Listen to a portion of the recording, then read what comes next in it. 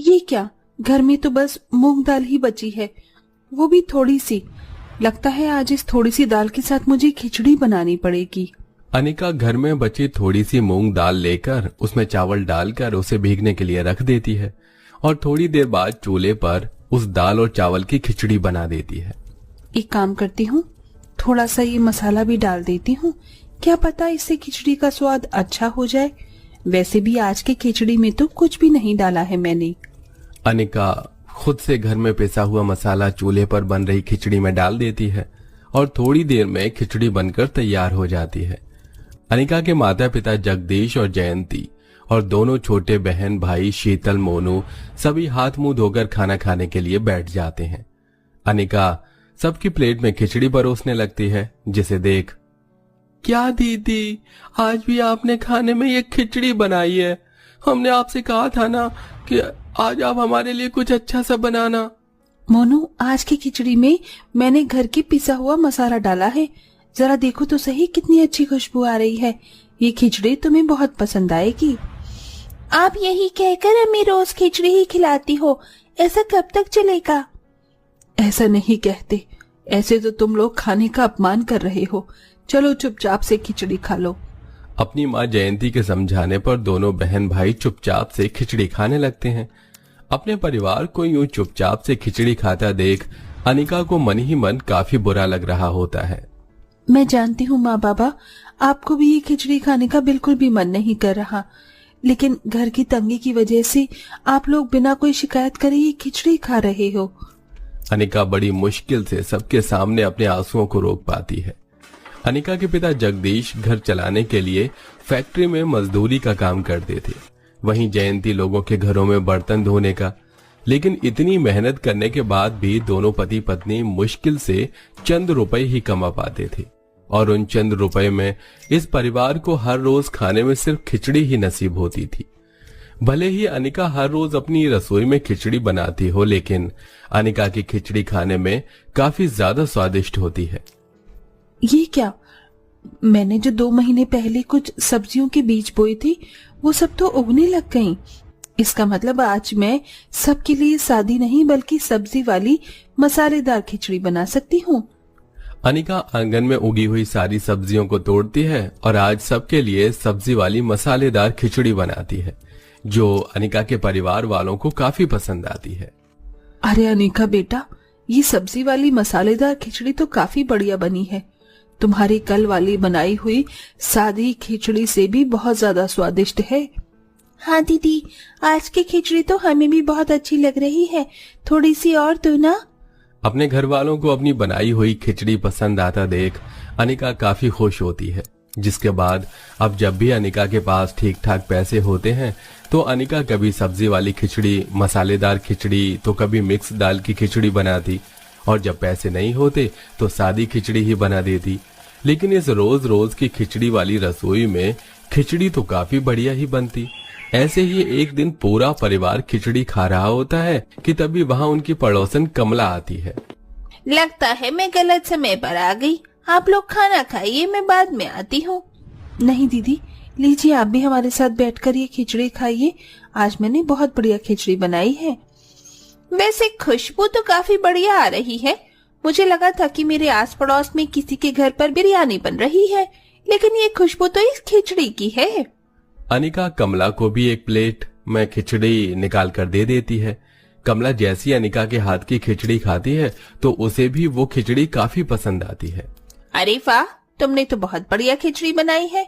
मुझे तो लगा था कि तुमने वही मरीजों को खिलाने वाली खिचड़ी बनाई होगी, नमक हल्दी डालकर, लेकिन ये तो सच में काफी बढ़िया है। जरा मेरी चिंटू के लिए भी थोड़ी सी खिचड़ी दे दो। कमला की बात सुन अनिका काफी खुश होती है और कमला के बेटे के लिए भी खिचड़ी पैक कर देती है। अनिका के घर में जब भी कोई पड़ोसी या मेहमान आता तो अनिका यूं ही उन्हें बड़े प्यार से अपनी बनाई हुई खिचड़ी खिलाती। कहने को खिचड़ी काफी सिंपल सी चीज है, लेकिन अनिका के हाथ की खिचड़ी तो बिरयानी को भी फेल कर दे। ऐसे ही समय गुजरता है और एक दिन, आरती मेरी दोस्त कैसी है तू? तू तो शहर जाकर मुझे भूल ही गई। ऐसी कैसे भूल सकती थी? और देख, आज तुझसे मिलने सिर्फ मैं ही नहीं बल्कि मम्मी भी आई हैं। आंटी जी कैसी हैं आप? और आप लोग ऐसे खड़े क्यों हैं? बैठिए ना। अनिका अपनी बचपन की सहेली आरती और उसकी माँ रंजना को बिठाकर उनके लिए चाय बनाती है और थोड़ी देर पहले बनाई हुई खिचड़ी को भी चूल्हे पर गर्म करके ले आती है। आरती और रंजना जैसे ही अनिका की बनाई हुई खिचड़ी खाती हैं तो उन्हें भी वो काफी पसंद आती है। सॉरी आंटी जी, आरती घर में बस खिचड़ी ही थी, इसलिए मैंने वही आपको दे दिया। आप इतने समय बाद आई हैं और मैं कुछ अच्छा आपको खिला भी नहीं पाई, मुझे माफ कर दीजिए। पगली, ये तो कैसी बातें कर रही है? खिचड़ी तो बहुत ज्यादा टेस्टी है, क्यों मम्मी? हाँ अनिका बेटा, आरती बिल्कुल ठीक कह रही है। मुझे खिचड़ी बहुत पसंद आई है। मैंने तो आज से पहले कभी भी इतनी टेस्टी खिचड़ी नहीं खाई। तुम सच में बहुत अच्छी खिचड़ी बनाती हो। मैं तो कह रही हूँ कि तुम अपना कोई छोटा मोटा ढाबा ही खोलो खिचड़ी का। आंटी जी, आप क्या कह रही हैं? ढाबा? हमारी इतनी हैसियत नहीं है कि हम लोग ढाबा खोल सके, और अगर मैंने खोल भी लिया तो कौन होगा जो ढाबे पर आकर खिचड़ी खाना चाहेगा? बेटा, बहुत लोग होंगे। तुम्हारे हाथ की खिचड़ी सच में बहुत ज्यादा टेस्टी है। तुम देखना, तुम्हारे ढाबे पर खिचड़ी खाने के लिए लोग लाइन लगाकर खड़े रहेंगे। और रही बात पैसों की, तो मैं तुम्हें पैसे दे देती हूँ। जब तुम्हारे पास आ जाए तो तुम मुझे वापस कर देना। आपने इतना कह दिया, यही मेरे लिए काफी है। भला मैं आपसे पैसे कैसे ले सकती हूँ? बेटा, आरती की तरह तुम भी मेरी बेटी हो, और भला एक माँ अपनी बेटी की मदद नहीं कर सकती? अनिका, माँ बिल्कुल ठीक कह रही है, प्लीज मान जाओ ना। बचपन की सहेली और उसकी माँ के लाख समझाने पर अनिका ढाबा खोलने के लिए मान जाती है। रंजना अनिका को ढाबा खोलने के लिए अच्छे खासे पैसे देती है, जिससे अनिका अपने गांव में ही एक छोटा सा ढाबा खोल लेती है। और कल तक जो अनिका अपनी घर की रसोई में खिचड़ी बनाती थी, अब वही अनिका अपनी बहन भाई के साथ मिलकर ढाबे पर खिचड़ी बनाती है और कस्टमर के आने का इंतजार करती है। सुबह से दोपहर होने को आ गई है, लेकिन अभी तक कोई भी खिचड़ी खाने के लिए नहीं आया। दोपहर का समय है ना, इसीलिए शायद सभी लोग अपने घर में आराम कर रहे हैं। क्या पता शाम तक कोई कस्टमर खिचड़ी खाने के लिए आ जाए। दोपहर से शाम होने को आती है और मुश्किल से एक कस्टमर अनिका के ढाबे पर आता है। खाने में क्या क्या है? साहब, मूंग दाल की खिचड़ी है, मसालेदार खिचड़ी है, सब्जी वाली खिचड़ी है, सिंपल खिचड़ी है। आप बताइए, आप कौन सी खिचड़ी चाहेंगे? ये क्या भला, ढाबे पर खिचड़ी कौन बेचता है? अगर मुझे खिचड़ी खानी थी तो मैं घर में बनाकर खा लेता ना। रहने दो, मैं भाई किसी और ढाबे पर चला जाता हूँ। नहीं साहब, एक बार आप हमारे ढाबे की खिचड़ी खाकर तो देखिए। मेरी दीदी बहुत अच्छी खिचड़ी बनाती हैं। अगर आपको खिचड़ी पसंद ना आए तो पैसे मत दीजिएगा, लेकिन एक बार खाकर तो देखिए। दोनों बच्चों के जिद करने पर वो कस्टमर एक प्लेट मसाले वाली खिचड़ी ले लेता है, जिसे खाते ही वो काफी ज्यादा खुश होता है। अरे, ये तो सच में बहुत ज्यादा टेस्टी खिचड़ी है। मैंने सोचा नहीं था कि खिचड़ी भी कभी इतनी टेस्टी हो सकती है। एक काम करिए, मुझे एक और प्लेट दीजिए खिचड़ी। उस कस्टमर की बात सुन अनिका और उसके दोनों छोटे बहन भाई काफी ज्यादा खुश होते हैं, जिसके बाद अब धीरे धीरे उनके छोटे से खिचड़ी के ढाबे पर लोगों की भीड़ लगना शुरू हो जाती है। अरे भाई, मजा आ गया भाई, यहाँ की खिचड़ी खाकर ऐसा लग रहा है, वाह क्या बात है। वरना मेरी पत्नी तो घर में खिचड़ी बनाती थी, उसे देखते ही मेरा तो मुंह बन जाता था। मैं तो कभी सोच भी नहीं सकता था कि मैं किसी ढाबे से खिचड़ी खरीद कर खाऊंगा। बहन जी, 3 प्लेट खिचड़ी पैक कर दीजिए, और हाँ, 2 प्लेट खाने के लिए भी दे दीजिएगा। लोगों की इतनी बढ़ती भीड़ देख अनिका काफी ज्यादा खुश होती है। कुछ समय में अनिका खिचड़ी बेचकर काफी अच्छे पैसे कमा लेती है, जिसके चलते आज अनिका अपनी रसोई में खिचड़ी न बनाकर अपने परिवार के लिए तरह तरह के स्वादिष्ट पकवान बनाती है। अरे, मैंने सोचा भी नहीं था कि इस जन्म में मुझे इतना अच्छा खाना खाने को भी मिलेगा।